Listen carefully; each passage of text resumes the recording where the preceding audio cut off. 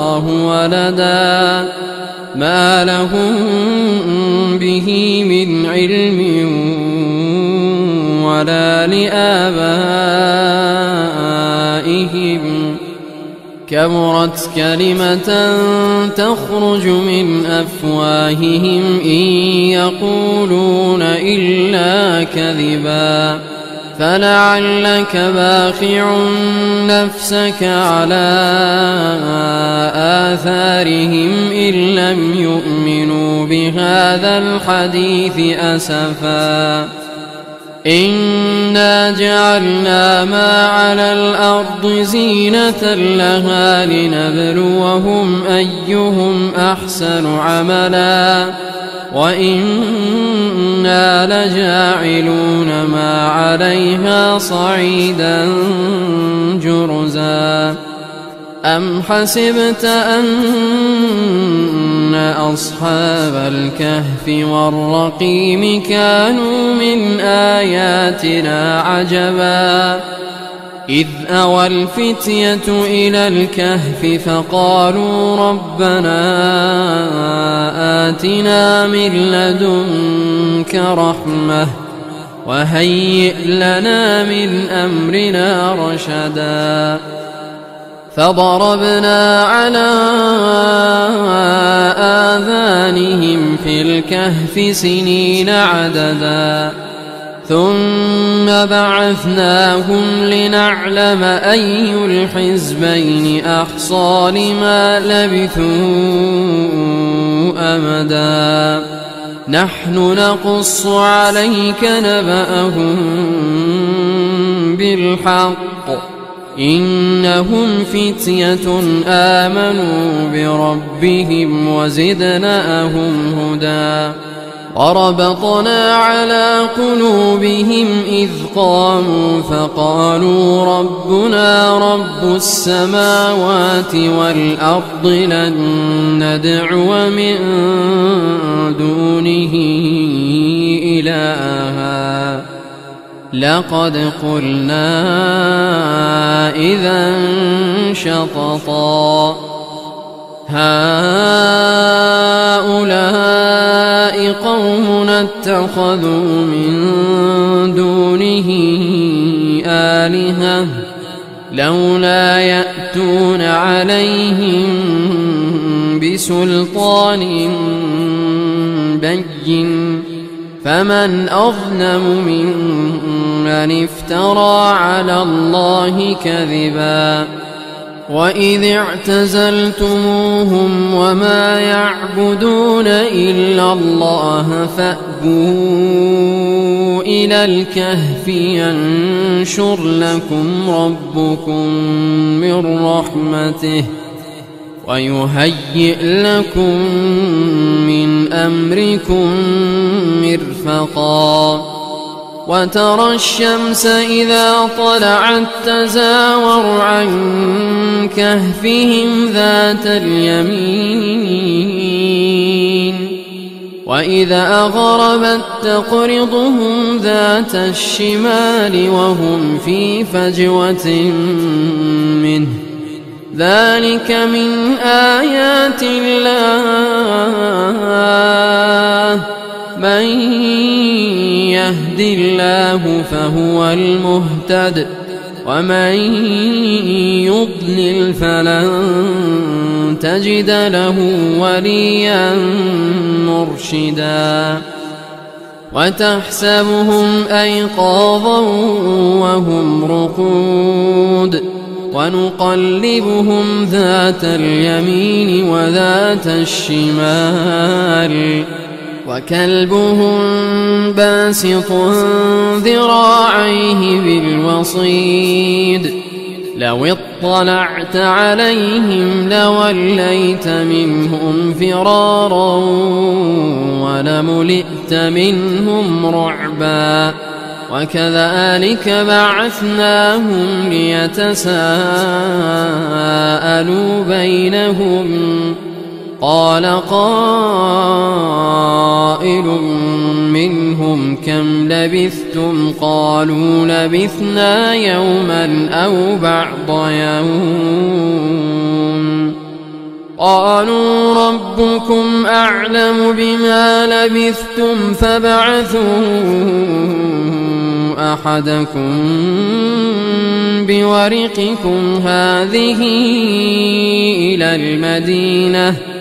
إلى المدينة فلينظر أيها أزكى طعاما فليأتكم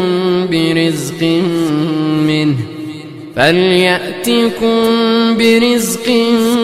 منه وليتلطف ولا يشعرن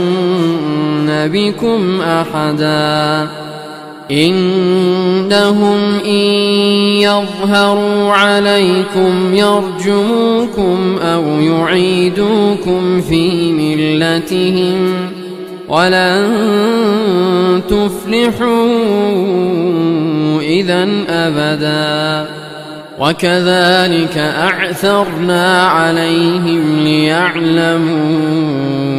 أن وعد الله حق وأن الساعة لا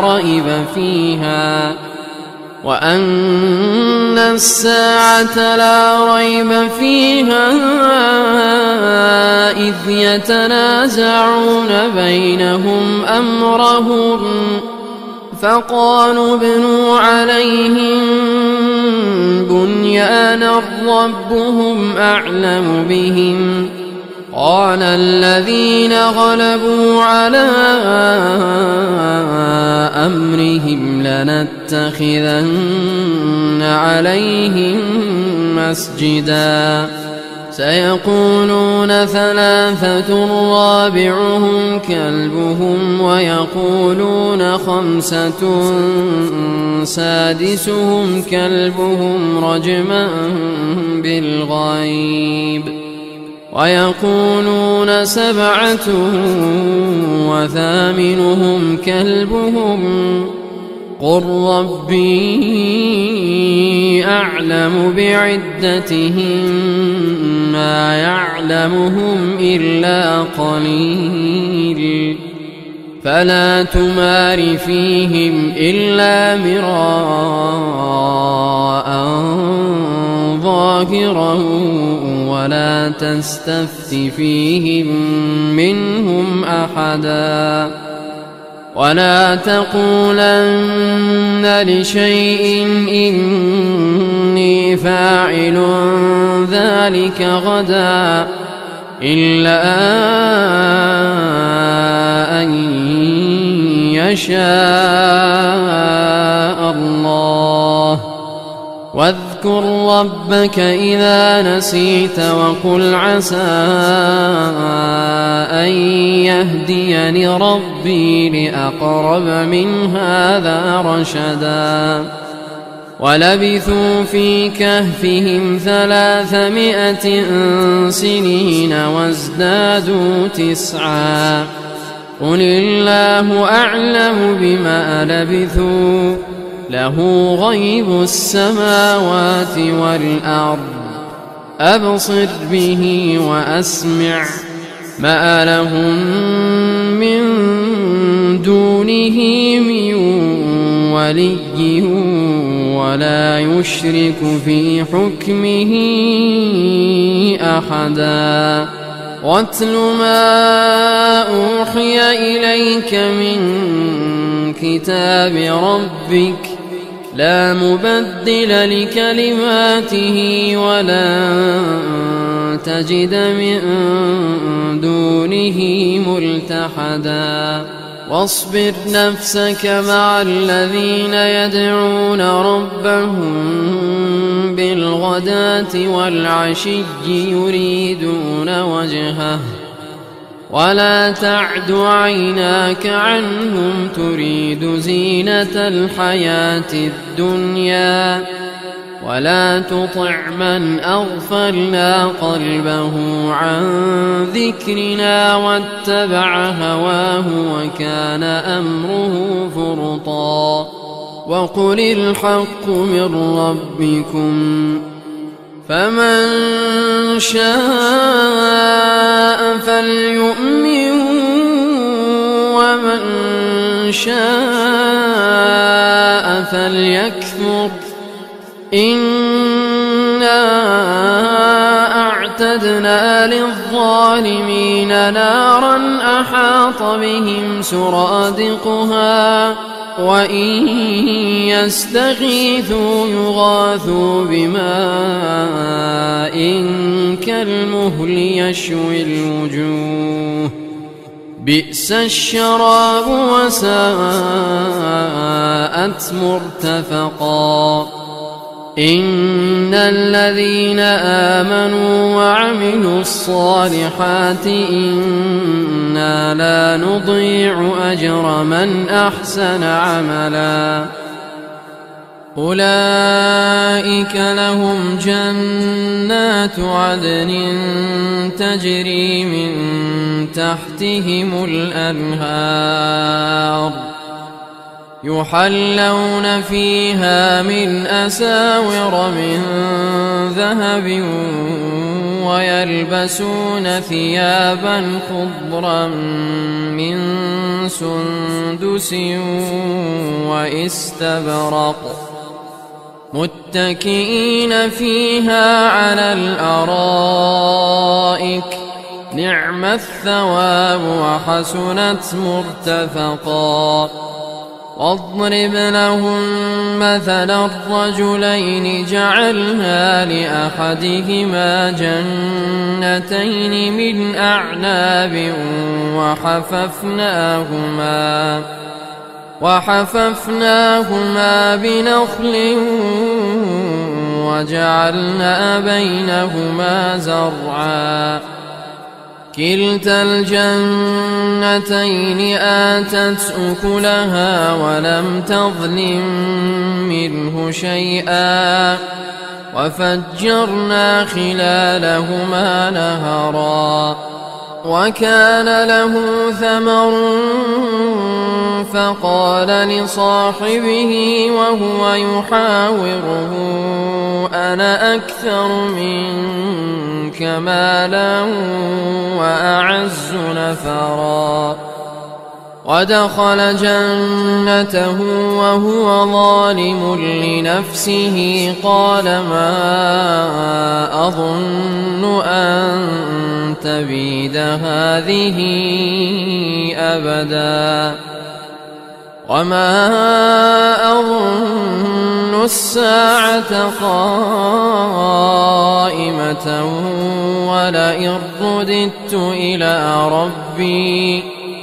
ولئن رددت إلى ربي لأجدن خيرا منها منقلبا قال له صاحبه وهو يحاوره أكفرت بالذي خلقك من تراب ثم من نطفة ثم سواك رجلا لكن هو الله ربي ولا أشرك بربي أحدا ولولا إذ دخلت جنتك قلت ما شاء الله لا قوة إلا بالله إن ترني أنا أقل منك مالا وولدا فعسى ربي أن يؤتيني خيرا من جنتك ويرسل عليها حسبانا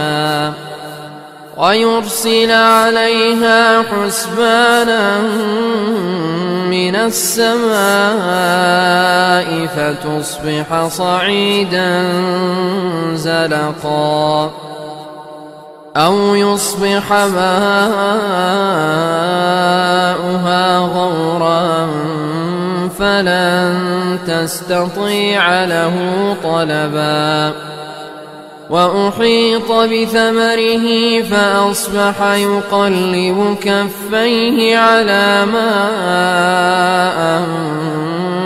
الحق فيها وهي خاوية على عروشها ويقول يا ليتني لم أشرك بربي أحدا ولم تكن له فئة ينصرونه من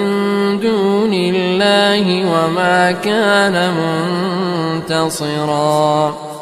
هنالك الولاية لله الحق هو خير ثوابا وخير عقبا واضرب لهم مثل الحياة الدنيا كماء أنزلناه من السماء فاختلط به نبات الأرض فأصبح هشيما تذروه الرياح وكان الله على كل شيء مقتدرا المال والبنون زينة الحياة الدنيا والباقيات الصالحات خير عند ربك ثوابا وخير أملا ويوم نسير الجبال وترى الأرض بارزة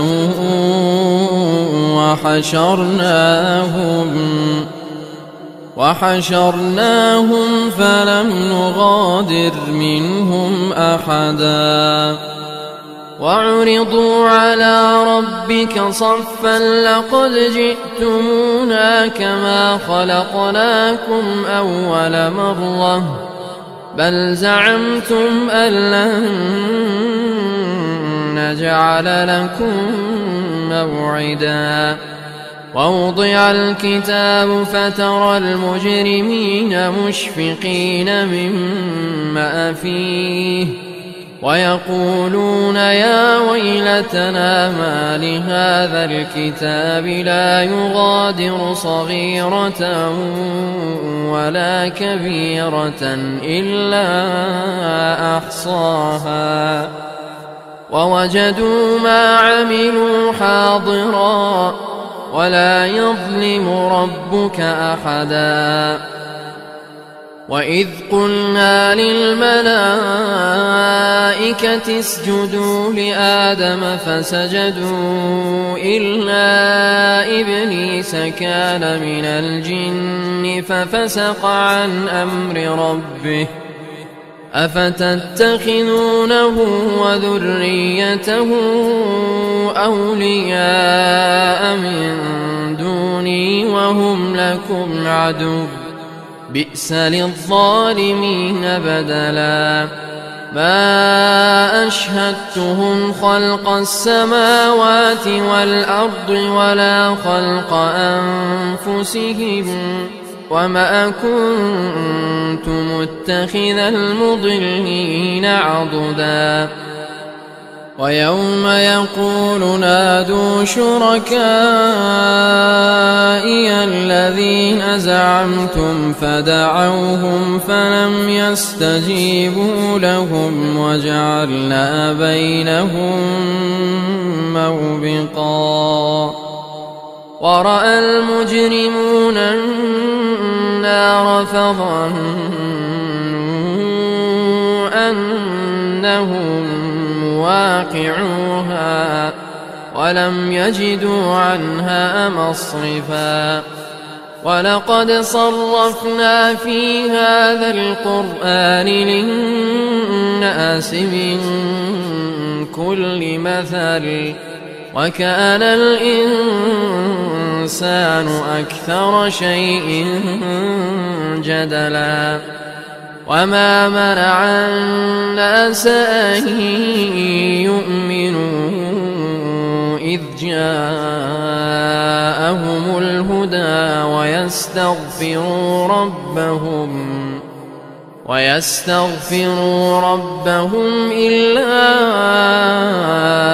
أن تأتيهم سنة الأولين أو يأتيهم العذاب قبلا وما نرسل المرسلين إلا مبشرين ومنذرين ويجادل الذين كفروا بالباطل ليدحضوا به الحق واتخذوا آياتي وما أنذروا هزوا ومن أظلم ممن ذكر بآيات ربه فأعرض عنها ونسي ما قدمت يداه إنا جعلنا على قلوبهم أكنة أن يفقهوه وفي آذانهم وقرا وإن تدعهم إلى الهدى فلن يهتدوا إذا أبدا وربك الغفور ذو الرحمة لو يؤاخذهم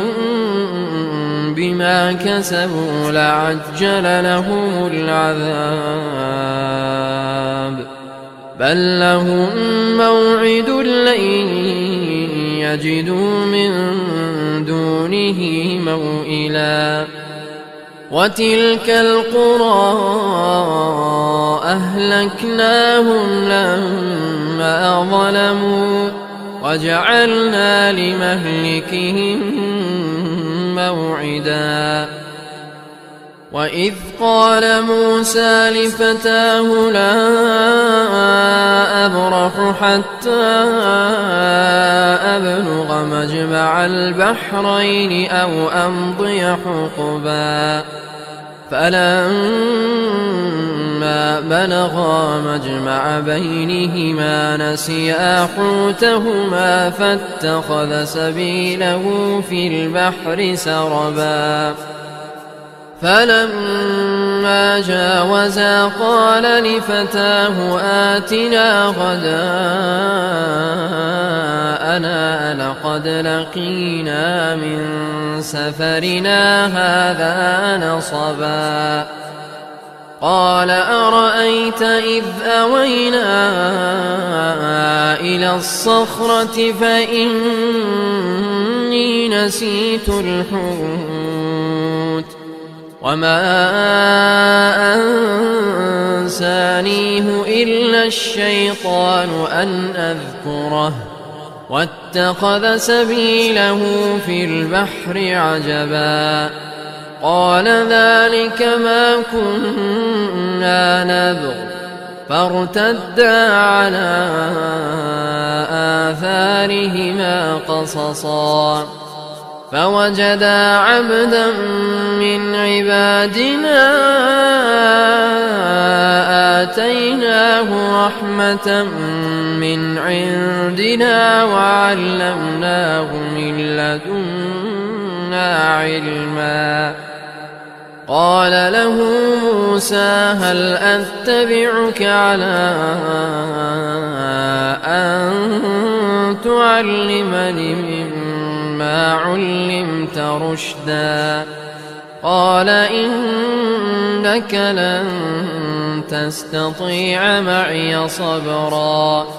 وكيف تصبر على ما لم تحط به خبرا قال ستجدني إن شاء الله صابرا ولا أعصي لك أمرا قال فإن اتبعتني فلا تسألني عن شيء حتى أحدث لك منه ذكرا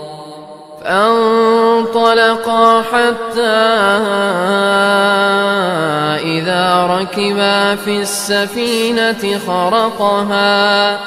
قال أخرقتها لتغرق أهلها لقد جئت شيئا إمرا قال ألم أقل إنك لن تستطيع معي صبرا قال لا تؤاخذني بما نسيت ولا ترهقني من أمري عسرا فانطلقا حتى إذا لقيا غلاما فقتله قال أقتلت نفسا زكية بغير نفس لقد جئت شيئا نكرا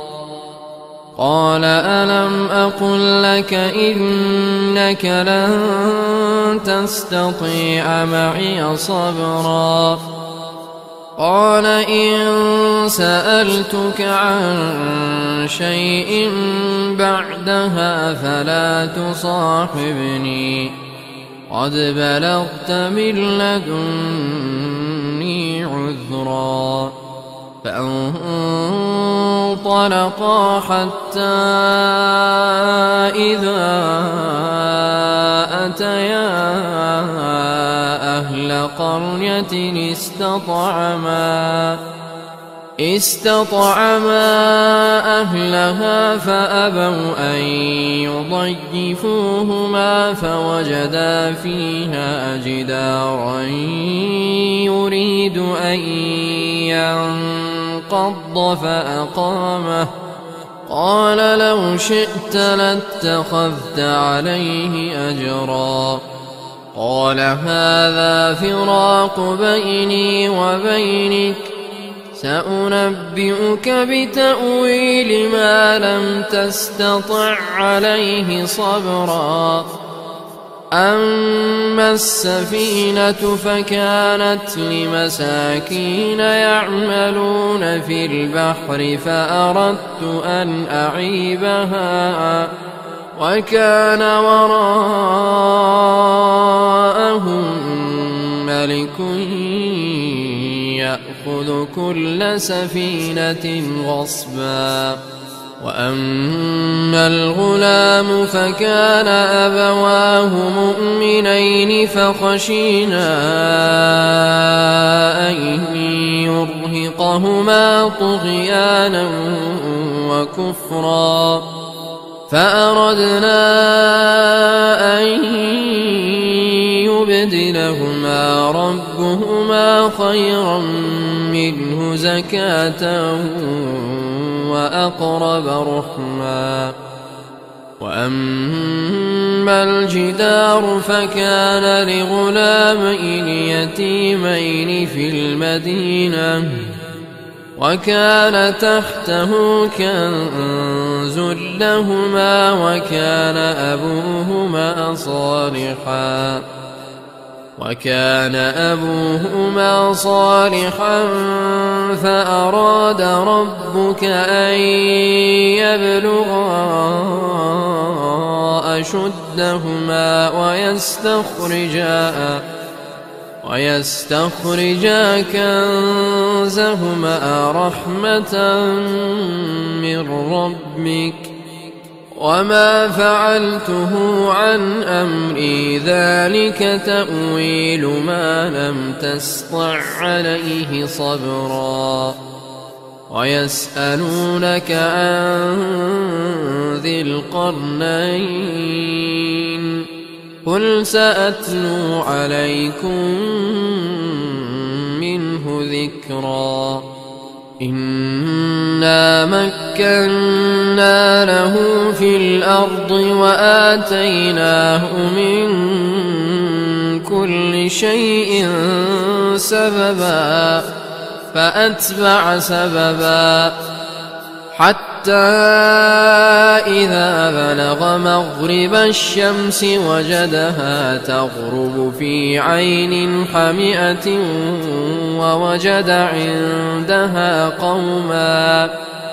قلنا يا ذا القرنين إما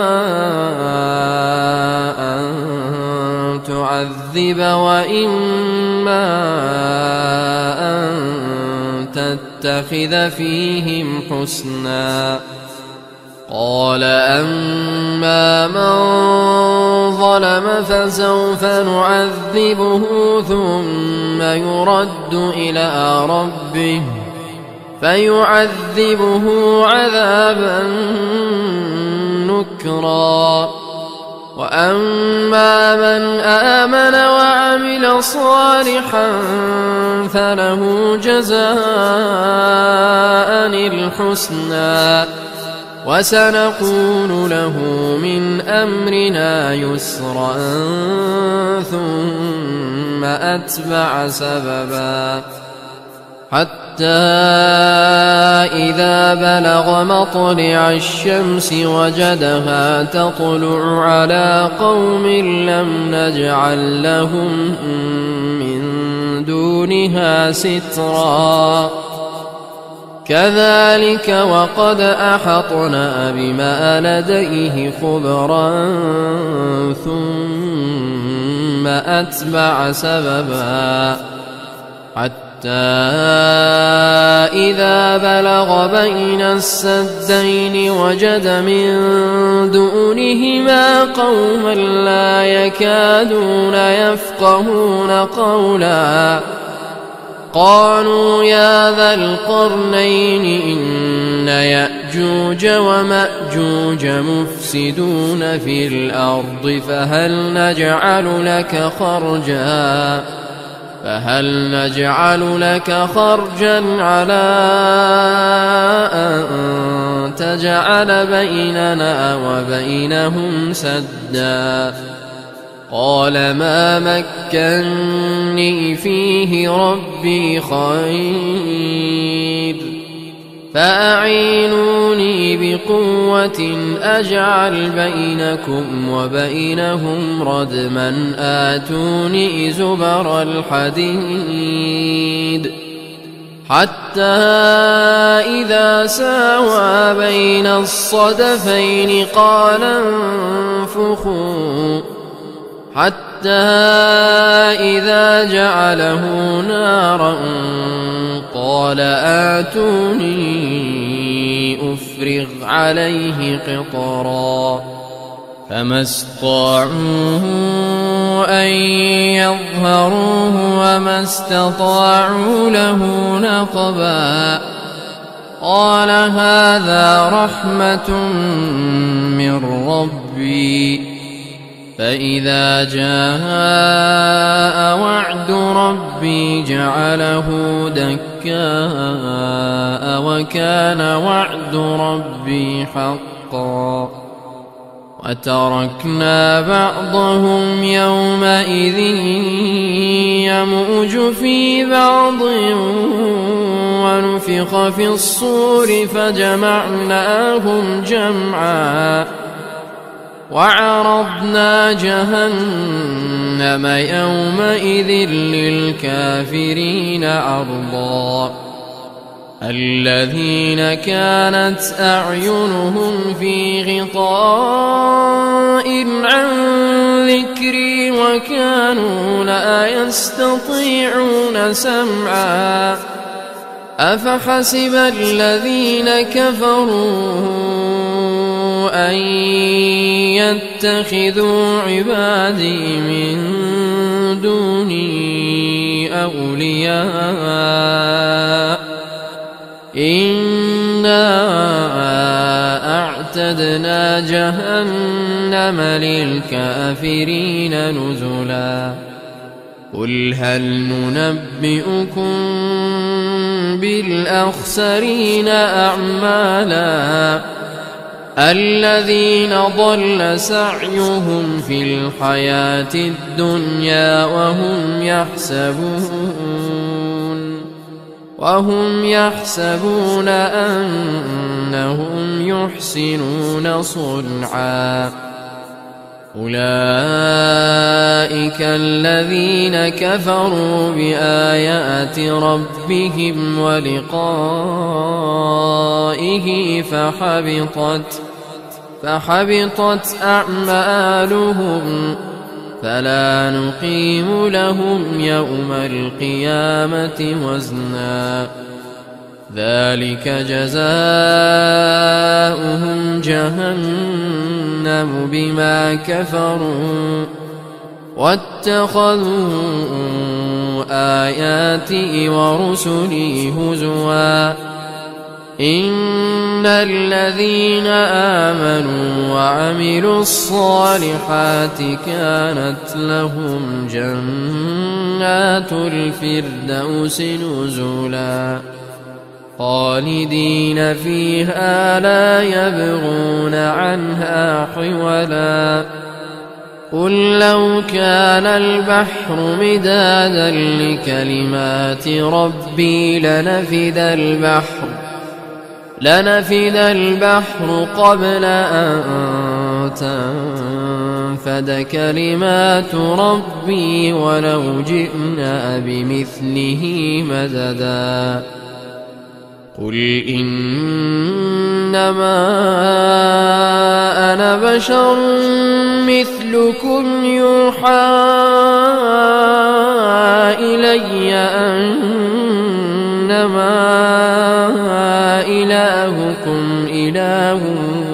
واحد فمن كان يرجو لقاء ربه فليعمل عملا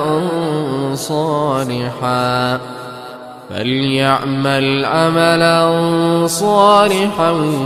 ولا يشرك بعبادة ربه أحدا.